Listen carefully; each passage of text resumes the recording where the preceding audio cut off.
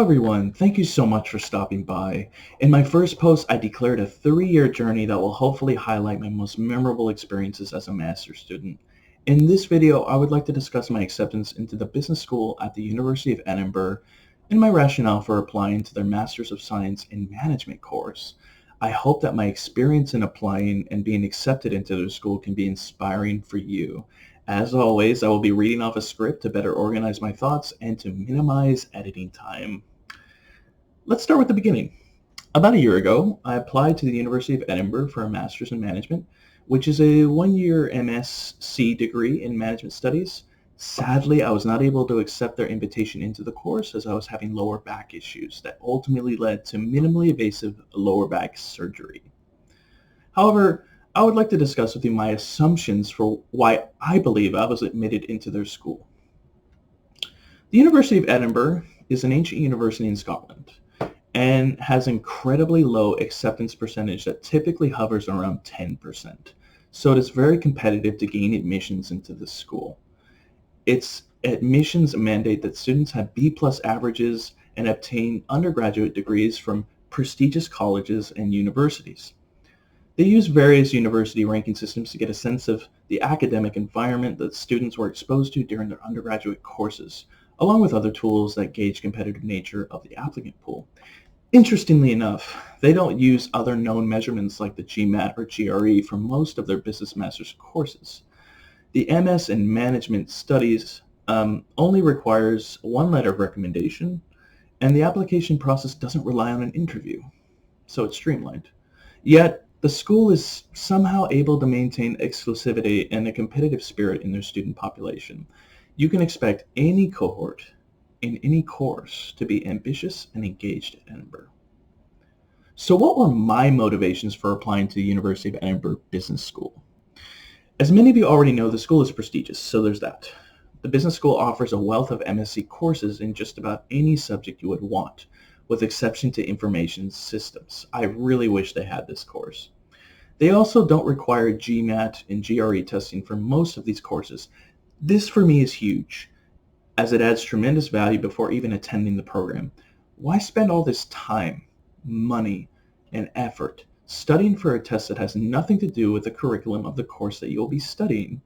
I really do think that business schools should evolve their admissions procedures to be more sensible to attracting both domestic and international talent. When are we really gonna know the surface area of a half cylindrical cone while studying entrepreneurship or marketing or finance or competitive strategy? Food for thought. Another reason why I applied to Edinburgh is because of the international community represented in the student population. In any given year, there are upwards of 80 different nationalities that compose the DNA of the MSc in Management cohort. Also, there is greater gender diversity. In fact, females outnumber males in the 2020 cohort and compose 64% of the class profile. Further, only 10% of those from the UK actually represent the cohort. It is truly an international experience. My final reason for seeking a degree at Edinburgh was cost.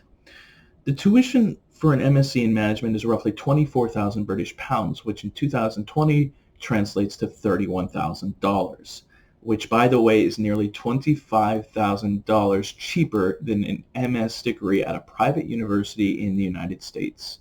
You can imagine how hard it was for me to turn down their invitation into the course, as they even offered me an £8,000 partial scholarship. Now, I would like to offer my assumptions for why I was admitted into their management course, and hopefully these assumptions can guide you into Edinburgh or any prestigious UK institution for that matter. Firstly, I was able to maintain a 3.8 GPA coming out of the University of Miami, which in recent years has been seen in the top 50 of American universities.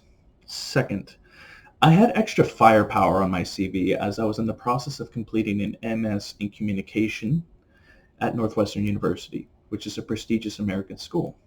I credit this communications degree as the main reason I was offered acceptance as well as a slight scholarship.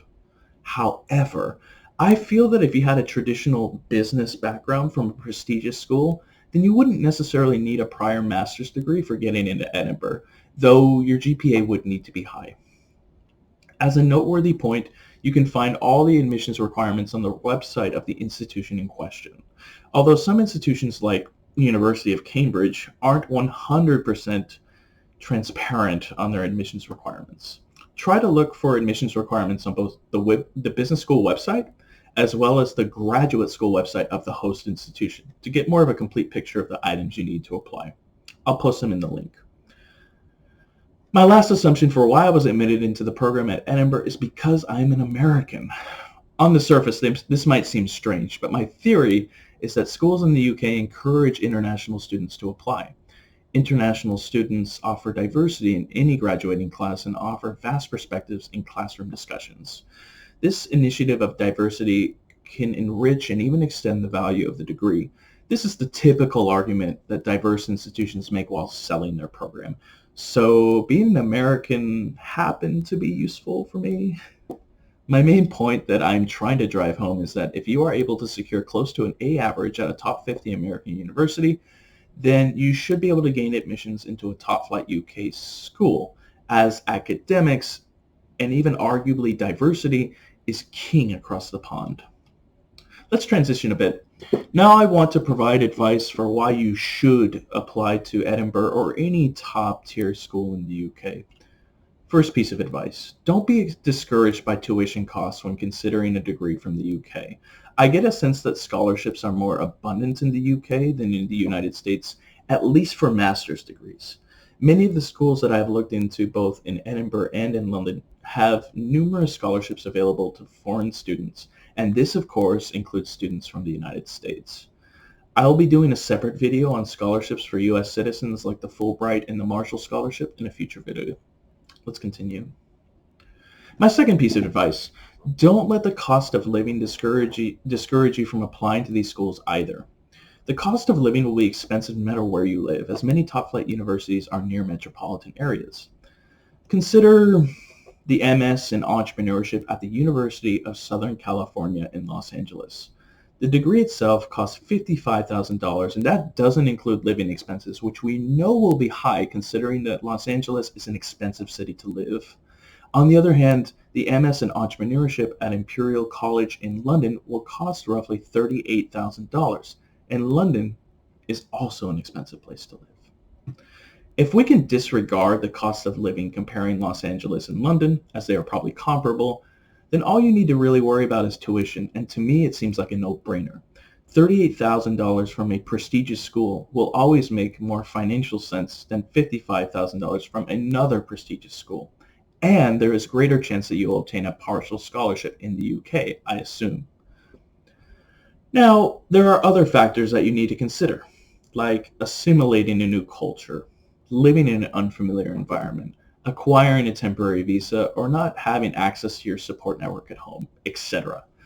Consequently, if this does not frighten you, then educational opportunities in the UK just might be for you. In conclusion, I envision using this post to reach out and communicate with other ambitious students who plan on using several master's degrees to buff up their resumes, so they can compete more favorably in the current job market. Please, let's collaborate together.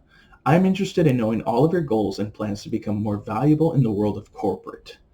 How do you plan to compete with Harvard MBA graduates without having an MBA degree?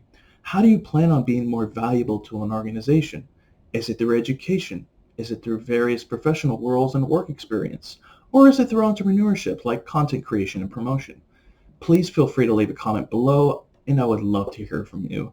Also, I would love for you to check out my blog, mbahopefuls.com, and please, pretty please, business smash that subscribe button. It really helps me out. For now, I extend to you my gratitude and wish all of you warmth and abundance in your lives. Thank you so very much.